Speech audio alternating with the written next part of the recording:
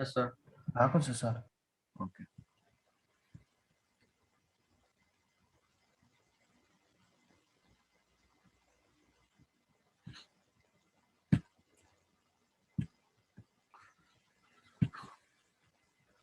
Mining frequent items. Frequent pattern लाई define गरेका छौं हामीले सुरुमा. Frequent patterns are the patterns that appear in dataset frequently. Frequent patterns can be frequent item sets, frequent subsequences, or frequent substructures. Definition त एकदमै easy छ, but frequent pattern चाहिँ यो तीनटा क्याटेगोरीमा देखिन्छ. Frequent item set, frequent subsequence, frequent substructure.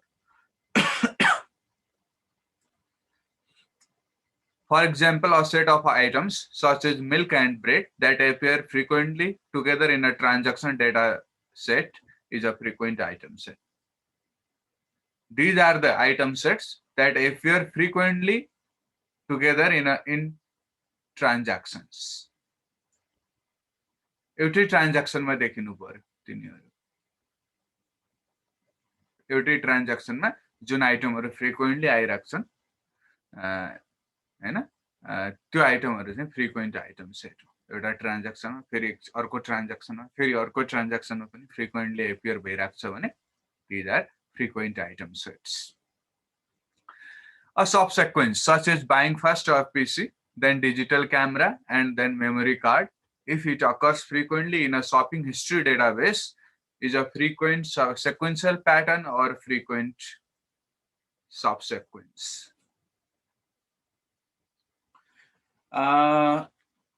Frequent subsequence, these are the items that appears in historical database with some time gap. एउटै कस्टमरको historical डेटाबेसमा जस्तो एउटा यहाँनिर एक्जाम्पल दिएको छ, यो सेम कस्टमरको है. फेरि सेम कस्टमरको डेटाबेसमा चाहिँ हाम्रो पहिला पीसी किन्यो, त्यसपछि डिजिटल क्यामेरा, त्यसपछि मेमोरी कार्ड किन्यो भने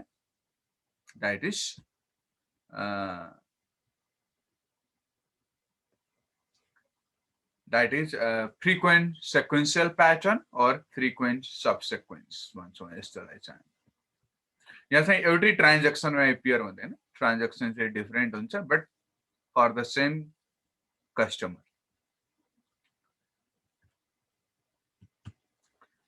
A substructure can refer to different structural forms such as subgraph or subtrees. If a substructure occurs frequently, it is called frequent structured pattern or frequent substructure.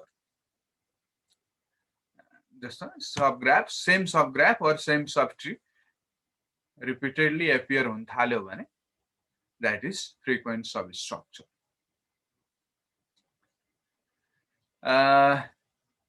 Finding such frequent patterns plays an essential role in mining associations, correlations, and many other interesting relationships among data. अब हाम्रो यस्तो sequential patternहरु हामीले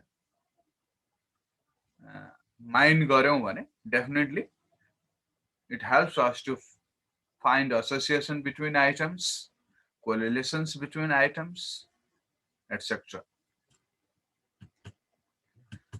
अब यो च्याप्टरमा चाहिँ हामीले नामै frequent mining frequent item sets छ भने अब हामीले फ्रिक्वेन्ट प्याटर्नलाई तीनटा क्याटेगोरीमा डिभाइड गरे पनि तिनीहरु मध्ये यो च्याप्टरमा हामीले how to mine frequent item set माइनिङमा चाहिँ हाम्रो यो च्याप्टर हुन्छ.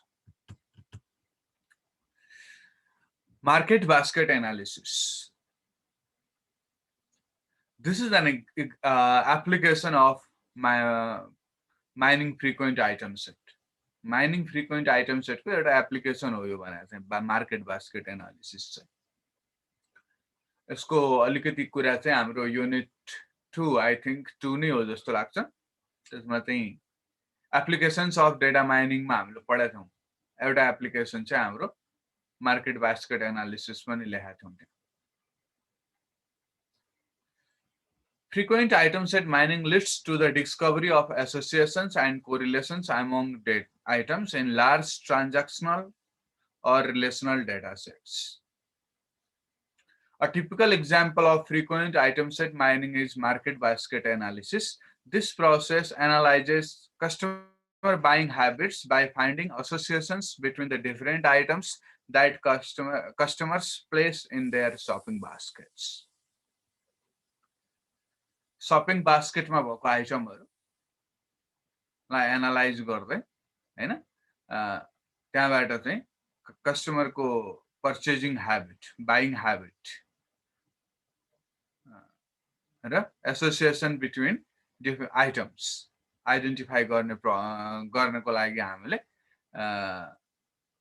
मार्केट बास्केट एनालिसिस गर्छौं हामीले दुईटा मार्केट बास्केट एनालिसिस भनेको कस्टमरको बास्केटमा भएको आइटम्सहरुलाई एनालिसिस गर्दै यसको कस्टमरको purchasing habit and association between items find गर्ने प्रोसेस मार्केट बास्केट एनालिसिस भनेको चाहिँ अब बास्केट नर्मली अब फिजिकल बास्केट को जमाना त बिस्तारै जान्न लागिसक्यो but it can be physical basket also otherwise digital बास्केटै हो कार्ट हाम्रो शपिङ कार्ट नै हो हैन त्यो कार्टमा चाहिँ भएको आइटमहरु एनालिसिस गर्ने The discovery of such associations can help retailers develop marketing strategies by gaining insight into which items are frequently purchased together by customers. यो मार्केटिङ स्ट्र्याटेजी बनाउनको लागि पनि यसको रिजल्ट चाहिँ हामीलाई हेल्पफुल हुन्छ मार्केट बास्केट एनालिसिसको रिजल्ट किनभने फ्रिक्वेन्टली पर्चेज हुने आइटम्सहरु फाइन्ड आउट भयो भनेपछि त हामीले मार्केटिङ स्ट्र्याटेजी बनाउँदाखेरि त्यो दुईटालाई कम्बो अफरहरु दिन सक्छौं त त्यो दुईटा तीनटा आइटम जुन फ्रिक्वेन्ट आइटम छन् तिनीहरुको कम्बो अफर निकाल्न सकिन्छ हैन त्यो भएको हुनाले मार्केटिङ स्ट्र्याटेजी बनाउनको लागि अनि पनि हेल्पफुल हुन्छ Such information can lead to the increased sales by helping retailers do selective marketing and design different layouts. अब मार्केटिङ त छदै छ स्टोर लेआउट डिजाइन गर्नको लागि पनि हामीले मार्केट बास्केट एनालिसिसको रिजल्ट हामीलाई हेल्पफुल हुन्छ अब स्टोर लेआउट भन्दाखेरि अब हाम्रो मैले पहिला पनि एकचोटी कुरा निकालेको थिएँ अब सुपरमार्केट भन्ने बित्तिकै लार्ज हुन्छ हैन अब त्यहाँ चाहिँ अब एउटै कस्टमर होल सुपरमार्केट एकैचोटी त घुम्दैन नि त हैन एउटा एरियामा जान्छ अलिअलि सामान किन्छ आफ्नो निस्किन्छ अब हामीले चाहिँ फ्रिक्वेन्टली पर्चेज हुने आइटमहरु जुन छन् तिनीहरुलाई सँगै राख्दियौ भने लेआउट स्टोरको लेआउट यसरी बनाउने कि put the items in the same place or near to each other that are frequently purchased. त्यस्तो गर्यौं भनेपछि के हुन्छ भन्दाखेरि क्रस सेल्स इन्क्रिज हुने चान्सेस हाई हुन्छ किनभने कस्टमर गयो आफू एउटा आइटम किन्ने भनेर गएको कस्टमर अर्को आइटम पनि त्यहीँनिर देख्दाखेरि किन्न सक्छ त्यो पनि फेरि त्यतिकै किन्ने त हैन त्यहाँनिर हामीले प्रोबेबिलिटी हेरेर लेआउट मिलाएको छ नि त यो आइटम चाहिँ फ्रिक्वेन्टली पर्चेज हुने आइटम हुन् भन्ने कुरा आइडेन्टिफाई गरेर लेआउट मिलाएको छ उस्तै पनि प्रोबेबिलिटी आइ छ त्यो दुईटै किन्ने एउटै प्रोडक्ट किन्न आएको कस्टमर पनि सो हेरेर अर्को पनि किनेर लगाउन सक्छ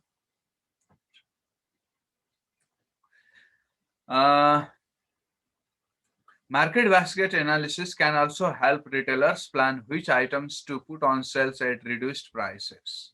If customers tend to purchase computers and printers together, then having a sale on computer may encourage the sale of printers as well as computers. Sale of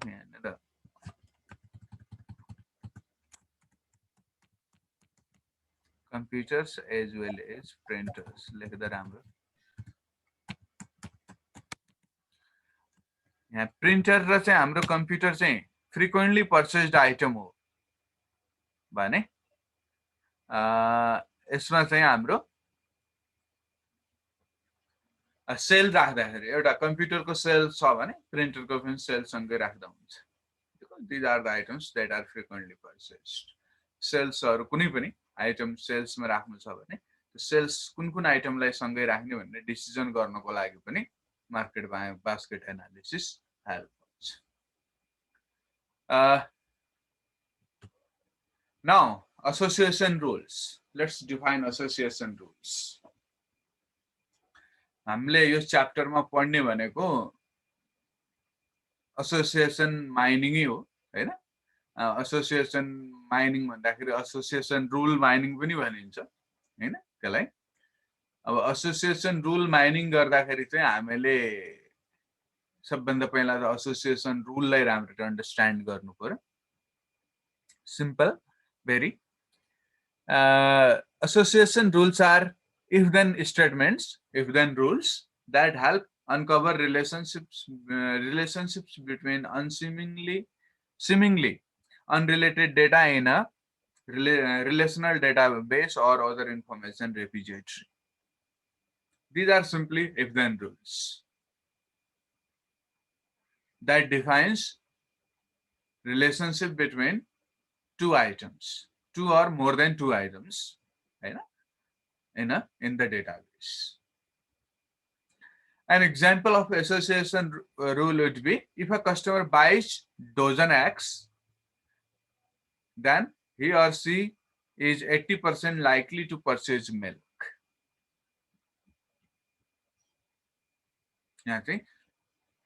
Frequent items data bar. Egg and milk. अब यहाँनिर egg र milk frequent item छन्. That means कुनै कस्टमरले egg किन्छ भने milk किन्ने chances 80% छ भनिरहेछ.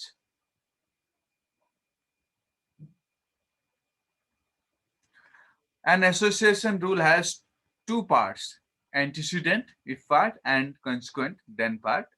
An antecedent is the item found in the data. Consequent is an item that is found in combination with the antecedent. If part one antecedent, then part consequent. If part अब हाम्रो antecedent भने डेटाबेसमा भएको जुनसुकै item पनि हुन सक्छ. But consequent चाहिँ यहाँनिर जुनसुकै भन्ने हुँदैन. Consequent is the item that appear together with antecedent.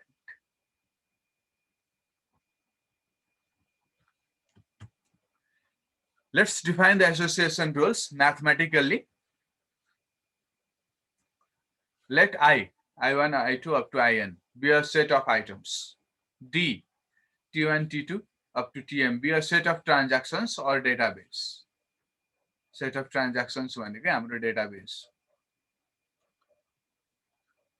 We have n items and m transactions. A rule is defined as the implication of the form X implies Y. X and Y both are subsets of I.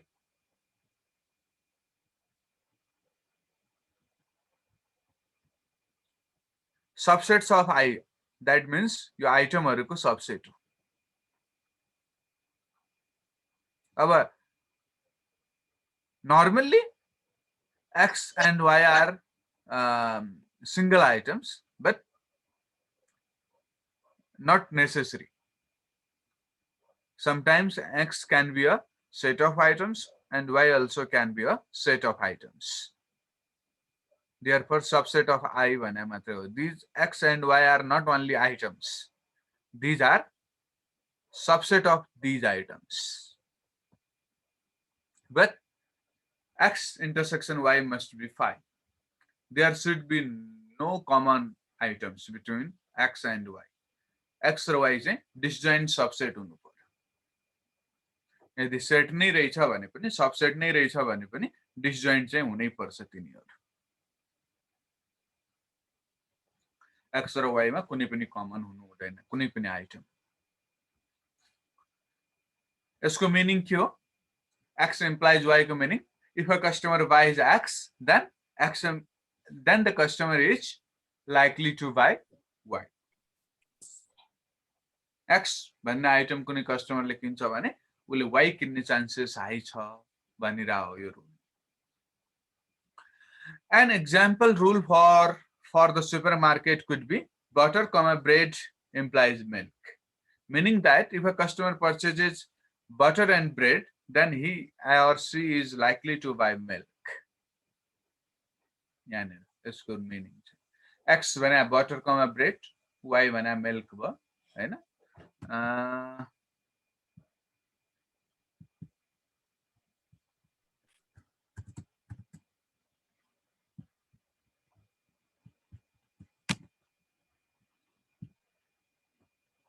अब यसमा चाहिँ त्यही हो meaning चाहिँ clear छ.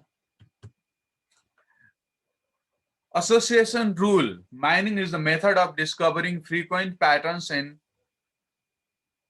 large databases. अब association rule mining. अब यहाँनिर है frequent pattern के हो त? Butter, bread, milk. This is the frequent pattern. यो केसमा X, Y is the frequent pattern. यहाँ चाहिँ butter, bread, milk is the frequent pattern. अब association rule mining is the method of discovering frequent patterns. Or we can say association rule mining is the process of finding association rules from large database.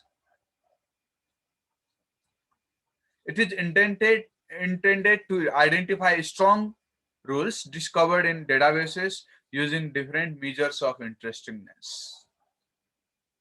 Okay, अब यहाँ चाहिँ हाम्रो rules, there can be number of rules actually. जस्तो यहाँनिर हामीले mining गर्दाखेरि त यस्तो रुल्सहरु त कति हो कति एभ्री आइटमको लागि यस्तो रुल्सहरु बन्न थाल्छ. जस्तो मसँग चाहिँ 10,000 मेबी हुन सक्छ, मिलियन्स अफ डेटा पनि हुन सक्छ हैन, थाउजन्ड्स अफ ट्रान्ज्याक्सन्सहरु हुन सक्छन् हाम्रो हैन. त्यसमा चाहिँ अब हामीले चाहिँ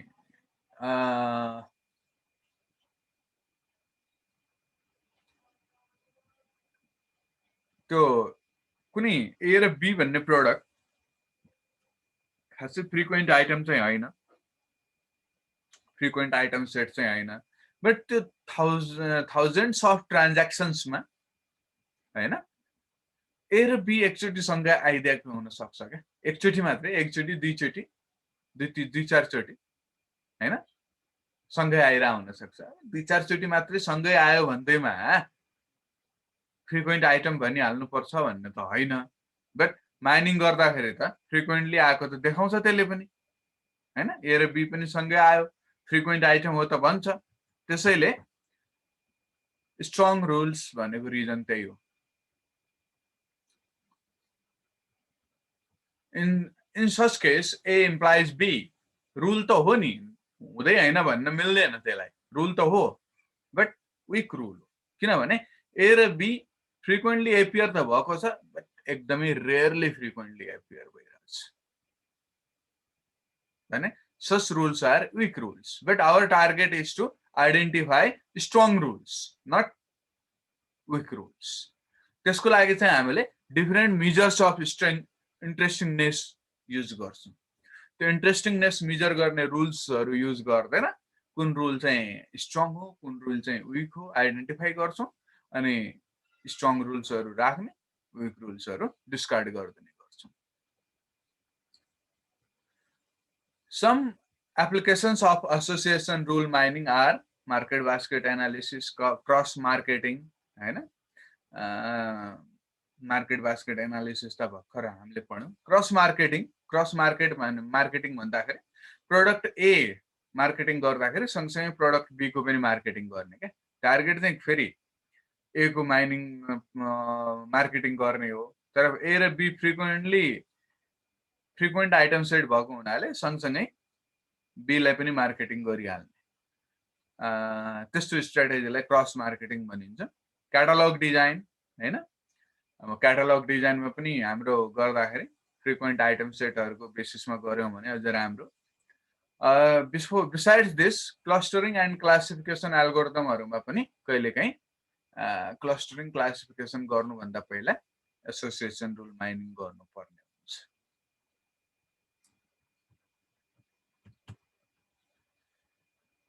In general, association rule mining can be viewed as two-step process. हामीले एल्गोरिदममा पछि यही दुईटा स्टेप देख्छौं हैन, हामीले एल्गोरिदम पढ्नु पर्छ यही च्याप्टरमा।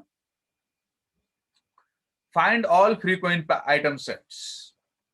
फर्स्ट स्टेप जहिले पनि हाम्रो फ्रिक्वेन्ट आइटम सेट्सहरु फाइन्ड आउट गर्ने हुन्छ।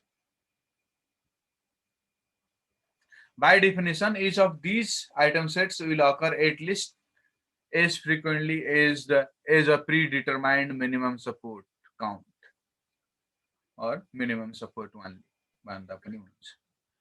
अब यसको लागि हामीले चाहिँ find all frequent item sets भनेका छौं नि। Frequent item set find out गर्ने हो सबभन्दा फर्स्टमा त। दैट मिन्स हाम्रो डेटाबेसमा डेटाबेसमा स्क्यान गरेर कुन कुन आइटम फ्रिक्वेन्टली एपियर भइराछन् भनेर आइडेन्टिफाई गर्ने हो हैन। तर यसमा चाहिँ हामीले यो मिनिमम सपोर्टको केही न क्राइटेरिया राख्दिएको हुन सक्छ क्या।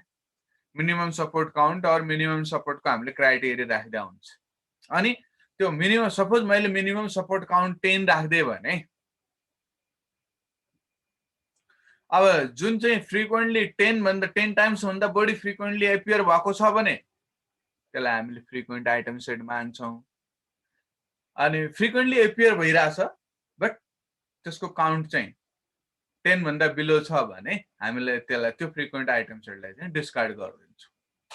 त्यस्तो स्ट्र्याटेजी हामीले युज गर्छौं किनभने तिनीहरु खासै अब बिलो 10 काउन्ट हुँदाखेरि अब थाउजन्ड्स अफ ट्रान्ज्याक्सन्समा बिलो 10 आउनु भनेको त्यो धेरै राम्रो त्यो स्ट्रङ फ्रिक्वेन्ट प्याटर्न चाहिँ हैन, त्यो विक फ्रिक्वेन्ट प्याटर्न नै हो।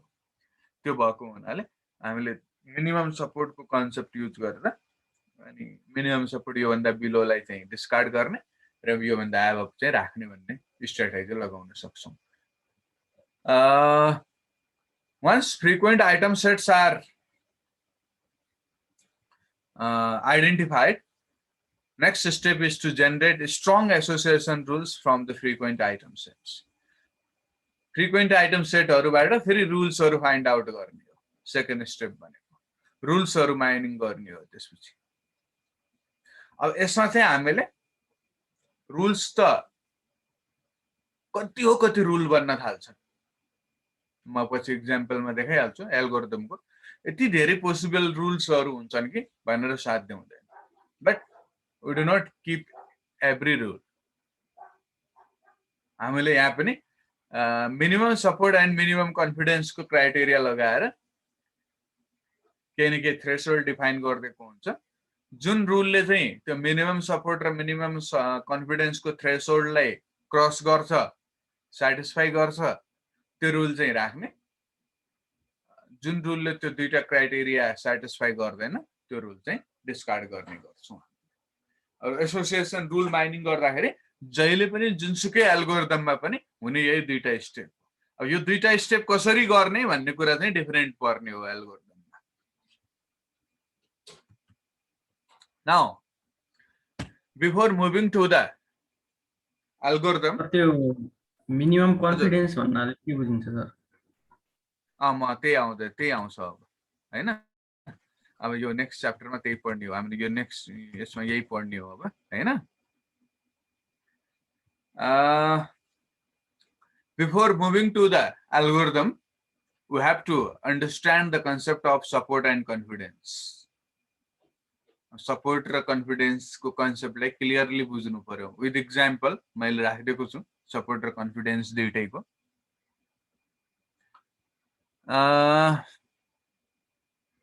In order to select interesting rules from the set of all possible rules, constraints on various measures of significance and interest are used. The best known constraints are minimum threshold on support and confidence. पहिला नै भनिसक्यौं हामीले. Support of association rule A implies B is the probability that the database contains both A and B.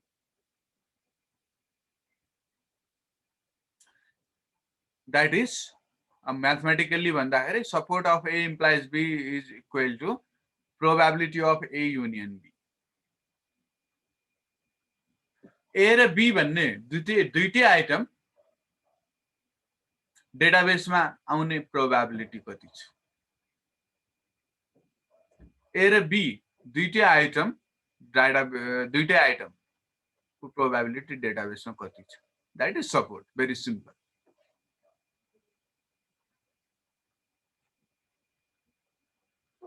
जस्तो अब हाम्रो 10 वटा items ट्रान्ज्याक्सन्सहरु छन् डेटाबेसमा. Number of transactions 10. Out of 10 transactions 4 वटा ट्रान्ज्याक्सनमा A र B दुईटै आइराछ भने प्रोबेबिलिटी कति भयो? 4/10. आउट अफ 10 ट्रान्ज्याक्सन्स कोमा चाहिँ A र B दुईटै आएको छ भने probability of A union B कति हुने भयो त्यति बेला? 4/10. 0.4. 40%. Confidence. Confidence of association rule A implies B is conditional probability that the transactions that contains item A also contains item B. यो चाहिँ conditional probability हो. अघिको सपोर्ट चाहिँ दुईटै कति वटा ट्रान्ज्याक्सनमा आइराछ त्यो प्रोबेबिलिटी निकाल्छ सपोर्टले. तर कन्फिडेन्सले चाहिँ अलिकति अझै स्पेसिफिक भएर गएको छ. यसले चाहिँ के भन्छ भन्दाखेरि होल डेटाबेसमा किन हेर्नु पर्यो? हामीले त A र B, A इम्प्लाइज B हो नि त रुल. भनेपछि A आएपछि B आइराछ कि छैन त्यो हेर्ने हो नि हामीले. त्यसैले यसले के भन्छ भने we have to calculate the probability of B after occurring A. A आइसकेपछि B आउने प्रोबेबिलिटी कति छ त्यो निकाल्ने हो भन्छ क्या कन्फिडेन्सले चाहिँ. A आइसकेपछि B आउने प्रोबेबिलिटी कति छ त्यो प्रोबेबिलिटी निकाल्नु पर्छ, हेर्नु पर्छ भन्छ यसले. Now conditional probability को फर्मुला अनुसार, this is the formula of conditional probability. Probability of A union B divided by probability of A. That means probability of A union B भनेको support of A implies B नै हो. हाम्रो यसलाई नै support बनाएको थियौं हामीले divided by probability of A. अब यो भनेको चाहिँ simply जस्तो हाम्रो out of 10 transactions suppose 6 वटा ट्रान्ज्याक्सनमा मात्रै A आएको छ भने why to look at other 4 transactions? अरुमा त A आकै छैन नि. त्यसैले 6 जुन ट्रान्ज्याक्सनमा A आइसकेको छ त्यो ट्रान्ज्याक्सन मात्रै हेर्ने भन्छ यसले. सपोज 6 वटा ट्रान्ज्याक्सनमा A आयो. आउट अफ these 6 transactions हैन, नाउ 4 वटामा चाहिँ B पनि आएको छ भनेपछि confidence of A implies B के हुने भयो त 4/6 हुने भयो, not 4/10. किनभने त्यो A त 6 वटामा मात्रै आएको छ नि. त्यो A आउँदाखेरि 4 वटामा चाहिँ B पनि आयो भने कन्फिडेन्स चाहिँ 6/4, 4/6 हुने भयो. Let's see the example. मैले भनेको कुरालाई एक्जाम्पलमा पनि हामीले राख्छौं, हेर्छौं. Consider the example given below and calculate support and confidence of rule bread implies milk. Transaction ID, in your we have these are the items: milk, bread, butter, beer, diaper. Transaction 1 मा milk छ, bread छ, अरु छैन. Transaction 2 मा only butter मात्रै छ. Transaction 3 मा only beer, beer and diaper. Transaction 4 मा मिल्क, ब्रेड, बटर। ट्रान्ज्याक्सन 5 मा ब्रेड मात्रै छ। Now we have to find support and confidence of bread implies milk. Now we have total 5 transactions. Out of 5 transactions, bread र milk दुईटी कतिवटामा आएको छ हेर्नु पर्यो। ब्रेड र मिल्क 1 2 दुईटामा आएको छ। एउटा ट्रान्ज्याक्सन 1 मा दुईटी छ, अर्को ट्रान्ज्याक्सन 4 मा दुईटी छ।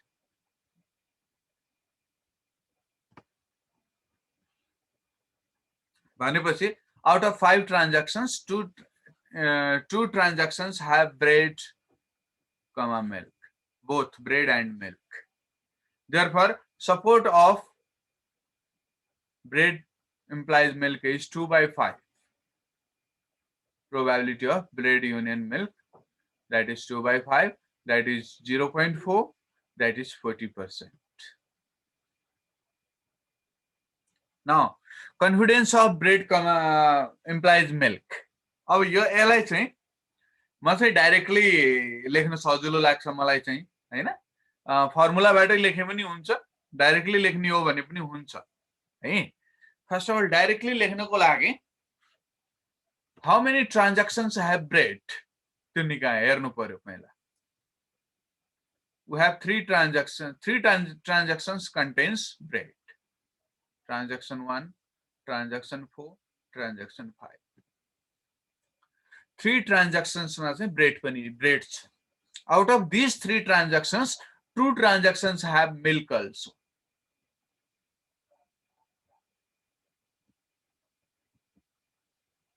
Therefore, confidence of bread implies milk is 2/3, 0.66, which is 66%.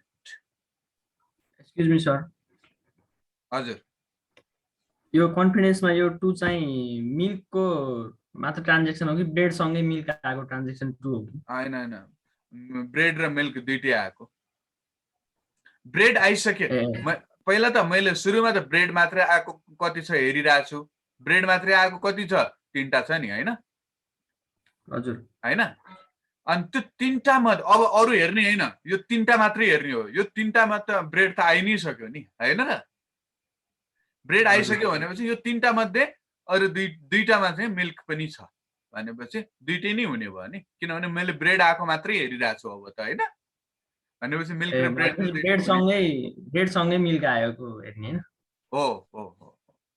भनेपछि यो 2/3, 0.66, it is 66%. अब यसरी हेरे पनि भयो, नत्र यसलाई चाहिँ मैले फर्मुला लगाएर लेख्छु है त एकछिन। हाम्रो फर्मुला अनुसार सेम आउने हो कुरा। हाम्रो फर्मुला अनुसार चाहिँ यो के थियो भन्दाखेरि support of A implies B divided by probability of A. Support हामीले भर्खरै निकाल्यौं 0.4 डिवाइडेड बाइ अनि probability of A। Probability of A भनेको probability of bread. Probability of bread कति छ त यहाँ हाम्रो? यहाँ हेर्नुस् त, प्रोबेबिलिटी अफ ब्रेड ने हेर्नुस् त यहाँबाट 3/5 हो कि हैन? ब्रेड कतिवटामा छ? 1 2 3। भनेपछि प्रोबेबिलिटी अफ ब्रेड चाहिँ 3/5। Probability of bread 3/5। यो भनेको चाहिँ हाम्रो 0.4 बाइ 0.6। यो भनेको चाहिँ 4/6 नै हो। अब यसलाई यो हिसाब गरौँ, 2/3 नै हो, त्यो भने 66% नै हो। यहाँ यो भने 0.66 नै हो, यो भने 66% नै। मैले फर्मुला लगाएर लेखे पनि त्यही नै हो आउने कुरा, हैन? मैले अघि जस्तो लेखे पनि आउने त्यही नै हो। डाइरेक्टली लेखे मलाई चाहिँ यसरी नै लेख्न सजिलो लाग्छ। तिमीहरूले नत्र यसरी गर्दाखेरि उ हुन थाल्यो भने फर्मुला युज गर्दा पनि भयो। कन्फिडेन्सको लागि सपोर्ट त सजिलो छ हैन प्रोबेबिलिटी मात्रै निकाल्ने हो okay now let's see another example खासमा मैले अर्को एक्जाम्पल चाहिँ किन राखेको भन्दाखेरि यो पछिलाई पनि काम लाग्छ भनेर यो एल्गोरिदममा पनि यो दुईटा टाइपले डेटाबेस हामीलाई दिने गरेर देखिन्छ के एउटा चाहिँ हाम्रो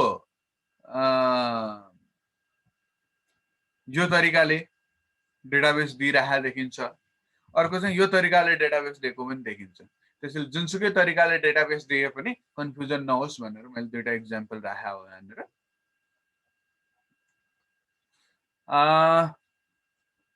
example 2 consider the example given below and calculate support and confidence of rule A implies C भनिरहेछ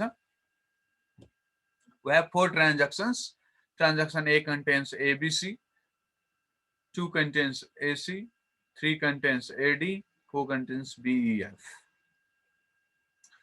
support of A implies C out of 4 transactions 2 transactions have both A and C. Therefore, support is 2/4. Probability of A union C, which is 2/4, that is 0.5, 50%. Now,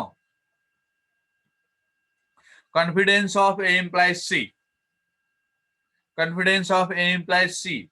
भन्दाखेरि सबभन्दा पहिला चाहिँ हामीले A कतिवटामा आयो त्यो हेर्ने 3 transactions have A. Now 4 हेर्ने हैन अब हामीले. We have to only look at 3 transactions because 3 transactions contains A. Out of these 3 transactions, 2 transactions contains C also. Therefore, confidence is 2/3. खासमा 2 त माथिको न्युमेरेटर चाहिँ दुईटै केसमा जहिले पनि सेमै हुन्छ. डिनोमिनेटर चाहिँ तल फर्स्ट केसमा सपोर्ट निकाल्दाखेरि total number of transactions confidence निकाल्दाखेरि total number of transactions containing A denominator मात्रै फरक पर्छ क्या न्युमेरेटर फरक पर्दैन जहिले पनि सपोर्ट र कन्फिडेन्स क्याल्कुलेट गर्दा this is 2/3 which is 0.66 66%. Again मैले भने नि यहाँ चाहिँ हामीले फर्मुला लगाउँदा पनि त्यही नै हो निस्किने हामीले फर्मुला लगायौं भने सपोर्ट हाम्रो 0.5 आएको छ भर्खर divided by probability of A probability of A भनेको 3/5 छ यहाँ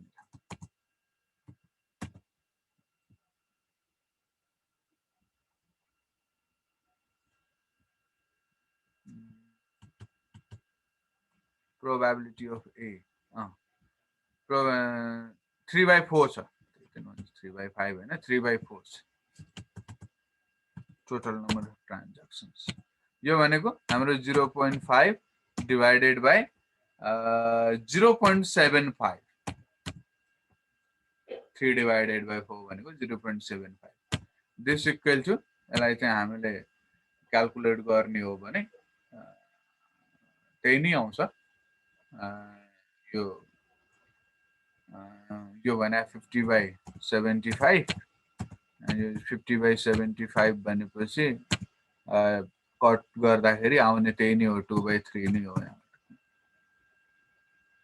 त्यो भने सेम त्यसले वेदर फर्मुला युज गर्नुस् अर डाइरेक्टली लेख्नुस् आउने कुरा त्यही नै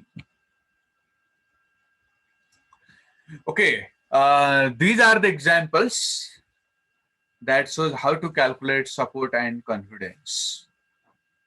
अब हामीले एल्गोरिदमले चाहिँ हामीले गर्दाखेरि चाहिँ यो मिनिमम सपोर्ट एन्ड थ्रेशोल्ड को क्राइटेरिया चाहिँ हामीले राख्दै हुन्छौं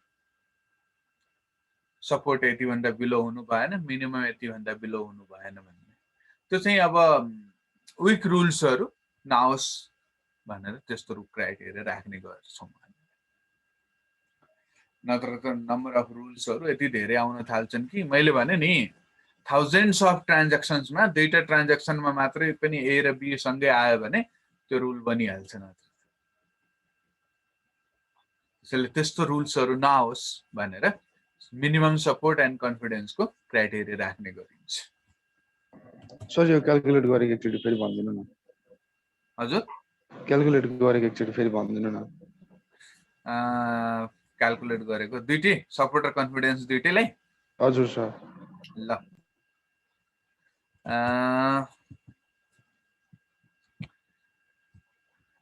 ल छोडिदियो मैले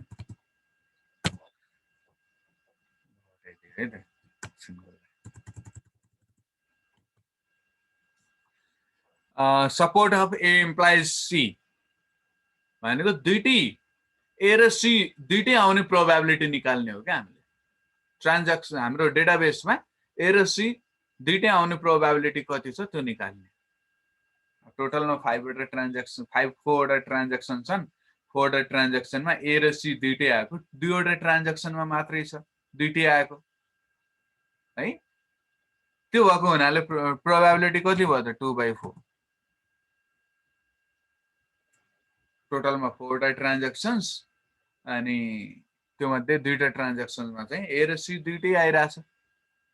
त्यो भएको हुनाले प्रोबेबिलिटीको डेफिनेसन अनुसार probability is 2/4 that is 0.5 which is पर्सेन्टमा लेख्दाखेरि 50%।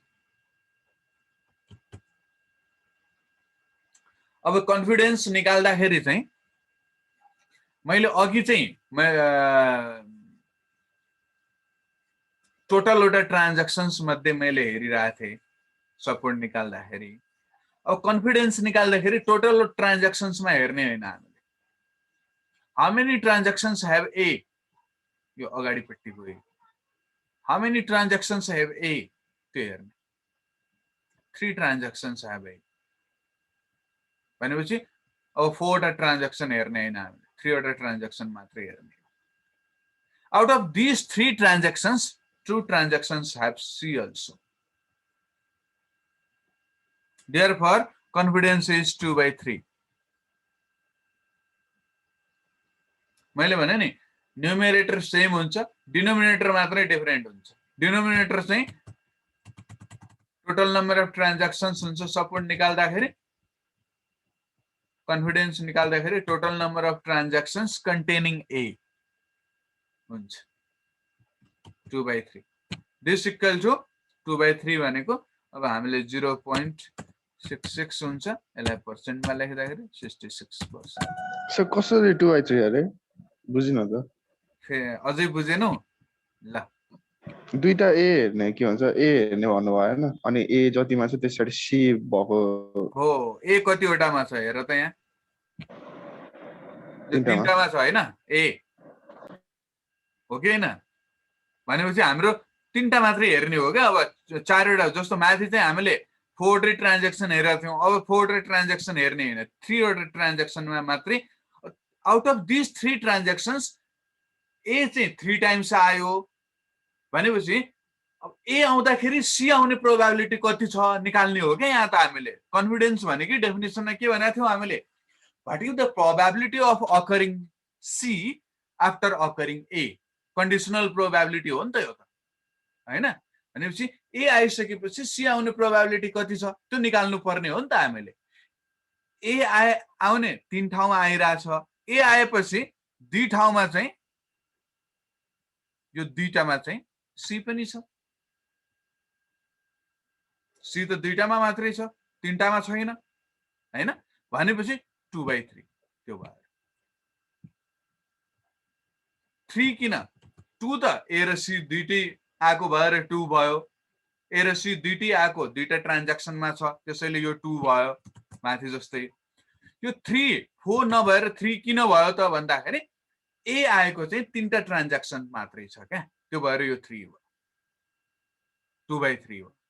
अनि यो 0.66 66% भयो। अगेन मैले यसरी क्याल्कुलेट गर्दा डिफिकल्ट लागिरहेछ भने मैले भने डाइरेक्टली यो फर्मुला युज गर्नुस्। सपोर्ट क्याल्कुलेट गर्दाखेरि त मैले भनिसके सजिलो छ। अनि कन्फिडेन्स क्याल्कुलेट गर्दाखेरि you have to use this formula, support of A implies B divided by probability of A हैन। अब यो फर्मुला अनुसार निकाल्दाखेरि पनि आउने त्यही नै हो। Support of A implies C 0.4 भर्खरै निकाल्यौं 0.4 हामीले माथि निकालेका छौं divided by probability of A यो यहाँ फर्मुलामा चाहिँ हामीले A implies B रुल लेखेका छौं यहाँ पनि A को ठाउँमा A नै छ भनेपछि probability of A out sort of त्यहाँ 0.5 हैन र एउटा ट्रान्ज्याक्सनमा A आइराछ भनेपछि A को प्रोबेबिलिटी त कति भयो त यहाँनिर 3/4 भयो 3/4 this is the probability of A sir Now, त्यो 0.5 हैन र 0.4 हैन 0.5 आएको थियो है सपोर्ट माथि यो भनेको 0.5 डिवाइडेड बाइ 3/4 भनेको 0.75 अब यसलाई क्याल्कुलेट गर्नुस् त यो 0.66 नै आउँछ बाइ द वे मैले भने नि यो मैले डेफिनेसनबाट डाइरेक्टली क्याल्कुलेट गरिरहेको हो अघिदेखि सपोर्ट कन्फिडेन्स चाहिँ डाइरेक्टली डेफिनेसनबाट क्याल्कुलेट गर्न गाह्रो भइरहेछ भने फर्मुला युज गर्नुस् हाम्रो त्यहाँनिर के थियो 0.5 डिवाइडेड बाइ 0.75 0.66 यो भनेको 66% त्यो 3/4 चाहिँ कसरी लेख्नु भएको अरे के रे त्यो 3/4 प्रोबेबिलिटी अफ ए कति छ यहाँ भन त ल ए 3/4 नै छ ल ओ ल वान मोर यसलाई पनि म फेरि भनिदिन्छु है त एकचोटि once again bread implies milk यो भने त probability of bread and milk simply probability of bread comma milk दुईटैको प्रोबेबिलिटी हो यो भने सपोर्ट भने अब माथि हेर्ने हो भने ब्रेड र मिल्क दुईटै कति ठाउँमा छ त दुई ठाउँमा एउटा यहाँ छ एउटा यहाँ छ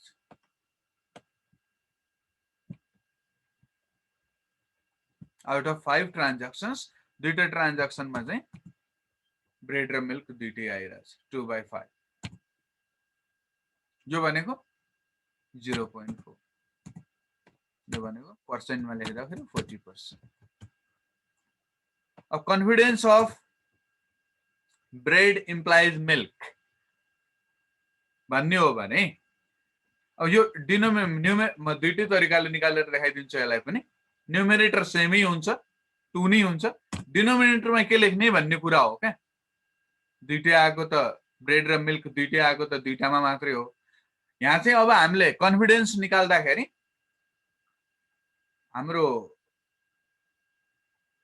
it is the probability of occurring bread after occurring milk आइसकेपछि हैन probability of occurring milk after occurring bread आइसकेपछि मिल्क आउने प्रोबेबिलिटी निकाल्ने हो यहाँ चाहिँ हामीले खासमा त्यो भएको हुनाले यहाँ चाहिँ डिनोमिनेटरमा चाहिँ हामीले नम्बर अफ कतिवटा ट्रान्ज्याक्सनमा ब्रेड छ त्यो लेख्ने हो क्या कतिवटा ट्रान्ज्याक्सनमा ब्रेड छ 1 2 यो यहाँ पनि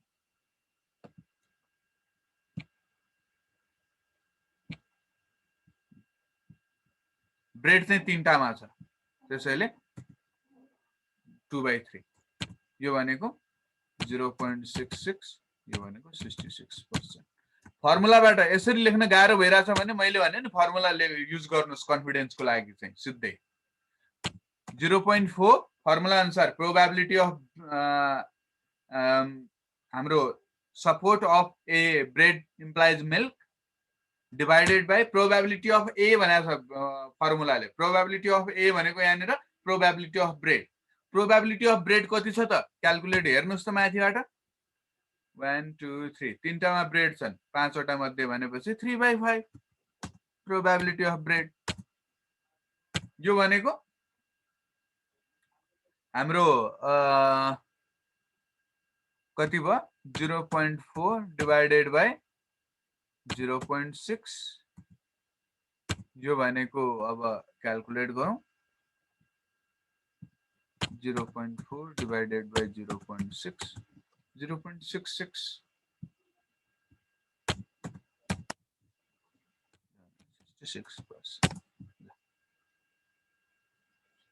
यसरी चाहिँ हामीले सपोर्ट एन्ड कन्फिडेन्स कहिलेकाहीँ यो सोध्छ सपोर्ट र कन्फिडेन्स मात्र निकाल्ने क्वेशन पनि सोधेर देखिन्छ डेटाबेस दिएको हुन्छ हैन अनि यहाँ सपोर्ट र कन्फिडेन्स निकाल भन्छ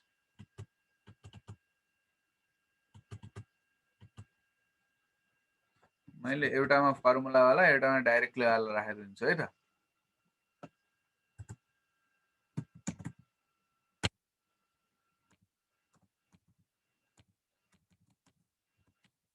यसमा चाहिँ डाइरेक्टली क्याल्कुलेट गरेर राख्दै यसमा फर्मुला सहितको राख्दै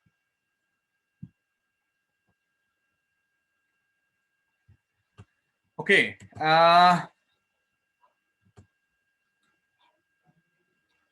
frequent item sets and closed item sets को definition मात्रै हो यो चाहिँ a set of items is referred as an item set भन्दाखेरि हाम्रो set of items नै भन्ने बुझ्नु पर्यो यो item set भन्ने टर्म चाहिँ एकदमै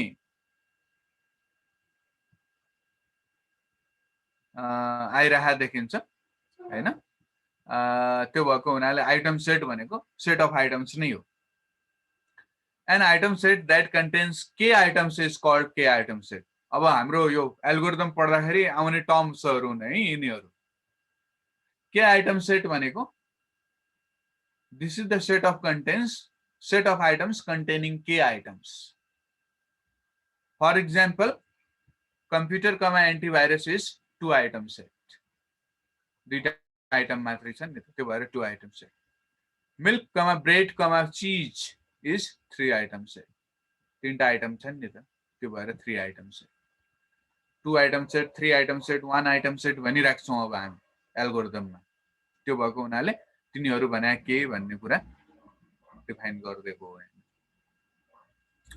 A major challenge in mining frequent patterns from large set is the fact that such mining often generates huge number of item sets satisfying the minimum support threshold, especially when minimum support is set low. This is because if an item set is frequent, each of its subset is frequent as well. अब यहाँ चाहिँ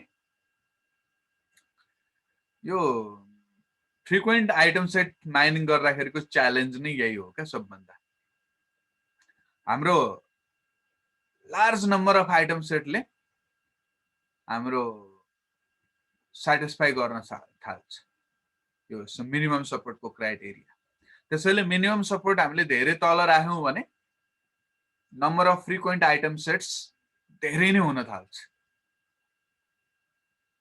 अब यसमा पनि अझ के भनेको छ भन्दाखेरि जस्तो मैले यो this is because the item set is if an item set is frequent each of its subsets is frequent as well भनेको छ यसको मिनिङ चाहिँ के हो यसले भन्न खोजा भन्नेपछि सपोज हामीसँग चाहिँ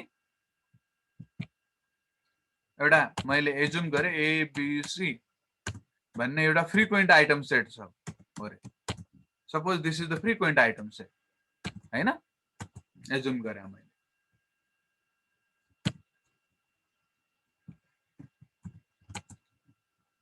हो भने नाउ यसको सबै सबसेटले चाहिँ यसले मिनिमम सपोर्टको क्राइटेरिया पास गर्यो एबीसी ले भने यसको एभ्री सबसेट भनेको यसको सबसेट्सहरु ए कमा बी पनि फ्रिक्वेन्ट आइटम सेटै हुन्छ ए कमा सी पनि फ्रिक्वेन्ट आइटम सेटै हुन्छ बी कमा सी पनि फ्रिक्वेन्ट आइटम सेटै हुन्छ यसले मिनिमम सपोर्टको क्राइटेरिया पास गर्छ भने यसको सबसेट्सहरुले पनि मिनिमम सपोर्टको क्राइटेरिया पास गर्छन् त्यसबाहेक ए ले पनि पास गर्छ बी ले पनि पास गर्छ सी ले पनि पास गर्छ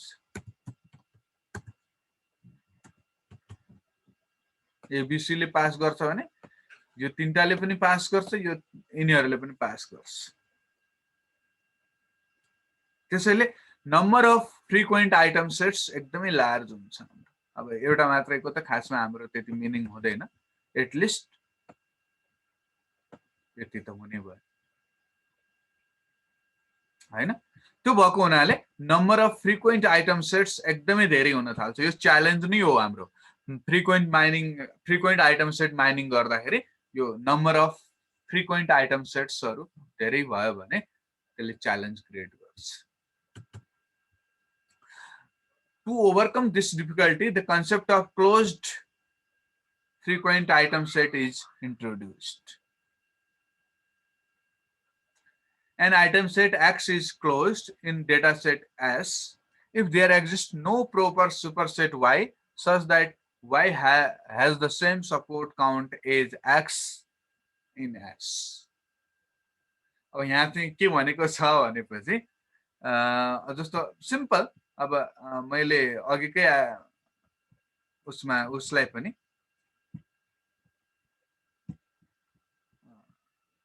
यो चाहिँ X हो यो चाहिँ Y हो भने यहाँनिर X भने यो पनि हुन सक्छ है अब यो पनि X हुन सक्ला X जुनसुकै पनि हुन सक्छ यहाँनिर हाम्रो यो Y यो X छ है भनेपछि अनि an item set X is closed in data set अब त्यति मात्रै हैन सपोज ल यो X AB लाई X मान्छु म Y चाहिँ ABC Y dash भन्छु म अर्को सपोज ABD अरु पनि हुन सक्छन् है मैले दुईटा मात्र लेखेको यस्तो छ An item set X is closed in data set S if there exists no proper super item set Y. यसमा चाहिँ X को सुपर सेट हो नि त Y. यो दुईटै Y X को सुपर सेट हो. यो AB, ABC, ABD. Both are supersets of AB. If there exists no proper super item set Y such that Y has same support count as X in S. अब X को support count भनेको simply X र A र B दुईटै कति ठाउँमा आछ त जस्तो A B यसको support count 4 छ भने यसको मिनिङ के हो त A र B 4 टा ट्रान्ज्याक्सनमा सँगै आएको रहेछ भन्ने मिनिङ हो अब X को support count 4 छ भने Y को support count 4 हुनु भएन Y dash को पनि कुनै पनि यसको सुपरसेट को support count चाहिँ 4 हुनु भएन X को support count 4 छ भने यसको कुनै पनि सुपरसेट को support count 4 भएन भने बल्ल X लाई चाहिँ हामीले के भन्छौं closed in S भन्छौं त्यस्तो भयो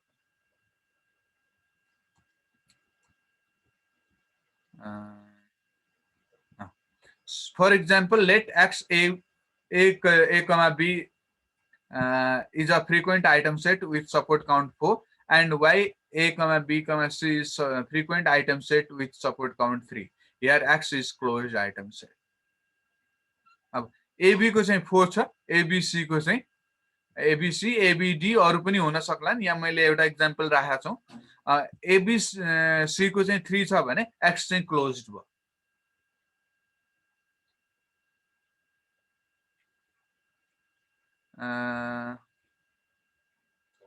for example with support count 4 and Y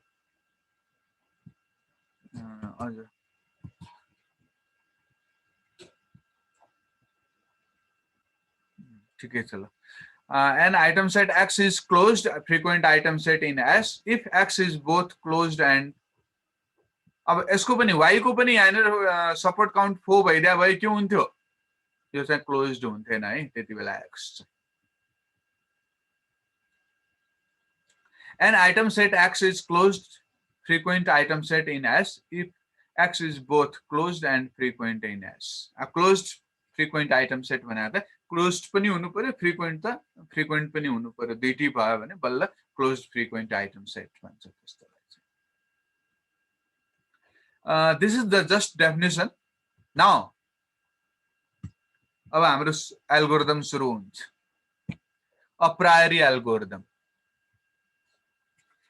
This is the algorithm that is used for mining frequent item sets. Frequent item set mining गर्नको लागि हामीले युज गर्ने एल्गोरिदम हो, एकदमै धेरै युज हुने एल्गोरिदम हो।